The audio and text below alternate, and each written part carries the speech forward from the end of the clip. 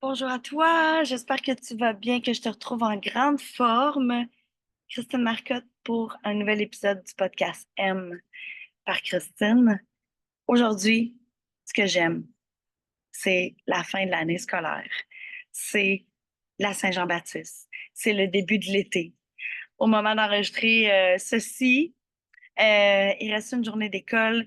J'ai mis, ben, en tout cas, au primaire pour ma fille, j'ai mis mon petit bandeau de la Fée Douceur bleu turquoise pour souligner la Saint-Jean-Baptiste ici au Québec, parce que je ne sais pas de où dans le monde tu m'écoutes. Donc, le 24 juin, lundi prochain, 2024, sera notre grande fête nationale. Et pour moi, ce long congé, ça signifie beaucoup de nostalgie. J'aimais les rentrées scolaires. J'aime encore les fins d'année scolaire, sinon plus, parce que je le vis à travers mes enfants, l'espèce de stress des examens, le fait de dire au revoir à nos amis.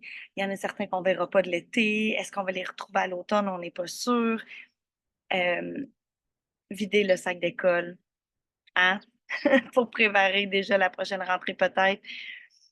Ce blitz d'année-là est tellement rempli de petite enfance et de bons souvenirs pour moi. C'est quelque chose que j'aime énormément. C'est le début de l'été, c'est le début des vacances, les camps de jour, on change le beat, la chaleur, les pluies, l'odeur de la pluie. C'est une saison que j'aime beaucoup. J'aime toutes les saisons, en fait, parce que j'y trouve mon compte. Même l'hiver, en pleine tempête de neige, j'aime ça parce qu'on a les outils pour s'adapter. On est chanceux, dans le fond, dans l'air du temps qu'on vit, l'air climatisé, le chauffage, les chauffe-eau de piscine, les spas, les billets d'avion. Bref, on s'adapte. On a des belles maisons, on n'est plus dans le temps des hommes des cavernes. Tu comprends? J'ai envie de te parler de l'été et de la fin des classes parce que ce que j'aime aussi, c'est l'espèce de ralentissement qui se fait parce que je suis beaucoup mère nature. Au moment d'enregistrer cet épisode-là, c'est un peu la folie. C'est les examens de secondaire de mon troisième enfant, mon deuxième qui est avec moi temps plein a fini le cégep, mon chum aussi. C'est une réadaptation d'horaire. On recommence à cohabiter ensemble, à repartager beaucoup plus les heures communes. Euh, c'est un peu de stress, c'est un peu d'émotion. Ma cocotte qui termine sa deuxième année de primaire. Georges qui va terminer sa garderie aussi, qui va entrer à l'école en septembre à maternelle. Donc, en cette période de grosse canicule ici, là, il annonce comme un 42 degrés au moment d'enregistrer cet épisode-là avec le ressenti, tout ça. Mais c'est sûr qu'on a le goût de ralentir parce que notre corps combat la chaleur et doit s'adapter à la chaleur. Donc, moi, c'est sûr que quand j'ai vu ce qui annonçait à la météo, j'ai libéré toutes les choses qui n'étaient pas importantes et urgentes dans mon horaire. J'ai laissé beaucoup de place à mes enfants et à ce qu'on va vivre ensemble. Parce que veut pas, ma cocotte qui a des amis internationales qui vont passer leur été dans leur pays, je sens que ça lui fait quelque chose. Je sens que son sommeil est perturbé. Je sens que s'endormir le soir, c'est plus lourd, qu'elle a moins envie. Elle a chaud, elle aussi, pour aller à l'école. Donc, ma cocotte de 8 ans, je suis là pour elle. J'ai libéré mon horaire aussi pour les spectacles de fin d'année, la remise de diplôme de la garderie de Georges, les activités spéciales, si les écoles ont besoin de bénévoles. Donc, de suivre ce que la nature nous enseigne. Celles qui m'écoutent sur YouTube, vous allez voir mon cerisier. Les cerises sont pas mal rouges. On va les cueillir bientôt. C'est une bénédiction d'avoir le cerisier. Je fais beaucoup de blagues parce qu'il est au-dessus de ma piscine. Puis pour vrai, il est immense. Il n'a jamais été taillé. Fait qu'il y a beaucoup de cerises qui poussent dans le haut de l'arbre qu'on n'est pas capable d'atteindre et qui tombent. Une cerise là, par terre, c'est glissant. Il y a un noyau à l'intérieur. Des fois, ils tombent dans ma piscine. On n'a pas le temps de les ramasser. Ça pourrit. Ça me brise le cœur. Même si je n'aime pas manger les cerises, je n'aime pas les cerises. C'est une abondance qu'on perd, puis ça me brise le cœur. Donc, à chaque année, on se dépêche de les ramasser, même si elles ne sont pas complètement rouges. On doit s'adapter à la nature parce que si je ne les ramasse pas, elles tombent. c'est pire de les ramasser par terre. C'est pire de les ramasser dans la médecine et c'est un beau gaspillage alimentaire. On a un poirier à l'avant de la maison et souvent, il y a des voisins, des gens qui passent dans la rue, qui arrêtent, qui nous demandent la permission ou pas pour cueillir les pommes. On permet toujours, pas les pommes, les poires, on permet toujours parce que j'en ai de congelés puis j'en cuisine tout au long de l'année puis on n'arrive pas à les passer, tu sais. Tout ça pour te dire que je t'invite à suivre la nature cet été. Je t'invite à y aller au gré du vent. Un peu comme quand on regarde dehors, on regarde un peu ce que la météo prédit, puis il annonce des gros orages, des grosses pluies. On ne va pas se prévoir une journée en activité familiale extérieure, au glissade d'eau ou à la ronde. On va essayer de prévoir quelque chose à l'intérieur, comme aller au cinéma ou des trucs comme ça. Donc, c'est la même chose avec l'ensemble de ta vie. Essaie de voir comment tu peux t'inspirer de la nature.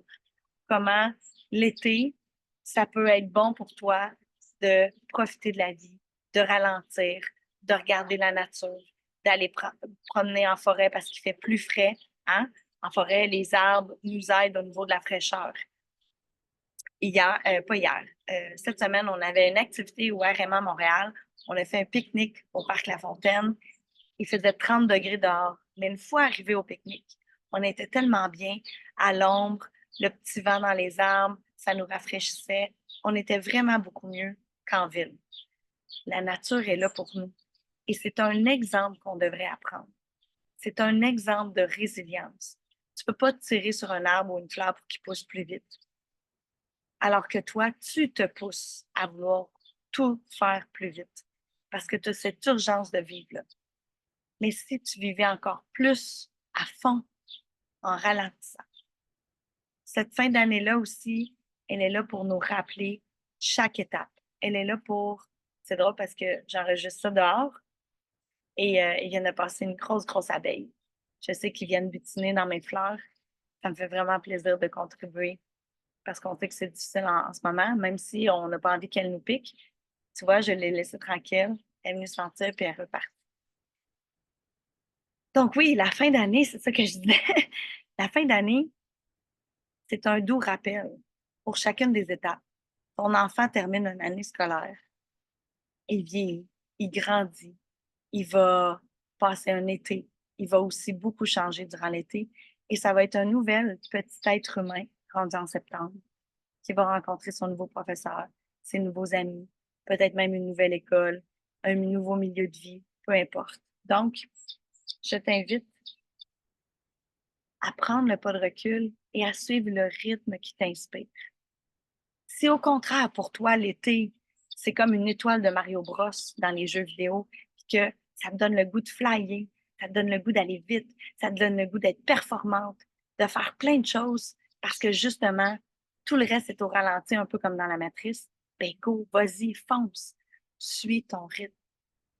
Cette fin d'année-là, scolaire, ce début d'été, cette Saint-Jean-Baptiste-là qui, moi, quand j'étais jeune, c'était à la Saint-Jean-Baptiste qu'on avait le droit de se baigner dans les lacs. Parce qu'avant ça, c'était trop froid. Puis même à Saint-Jean-Baptiste, je ne sais pas comment on faisait, mais on avait le cœur et le sang chaud peut-être. C'est là pour te rappeler qu'on est au milieu de l'année, qu'il y a un été qui s'en vient, que c'est une nouvelle étape à franchir. Qu'est-ce que tu vas en faire? Ça t'appartient. Voilà ce que j'avais envie de te partager aujourd'hui. Si tu as envie de jaser plus en privé, écris-moi sur Facebook, sur Instagram. Tu peux toujours m'écrire ici en commentaire en privé comment ça se passe pour toi, qu'est-ce qui s'en vient de beau pour toi. Peut-être même que je peux t'aider avec soit mon entreprise, le réseau des marques d'affaires, ou toutes mes skills puis mes outils en termes de gestion et de planification, tous mes contacts. Ça me ferait vraiment plaisir de contribuer à ton bonheur et de t'aider si je peux le faire. C'est toujours un immense privilège et honneur de connecter avec toi. Donc, n'hésite pas, écris-moi. Je mange de la connexion humaine dans la vie. T'embrasse, prends soin de toi, puis au plaisir d'avoir de tes nouvelles. Bye!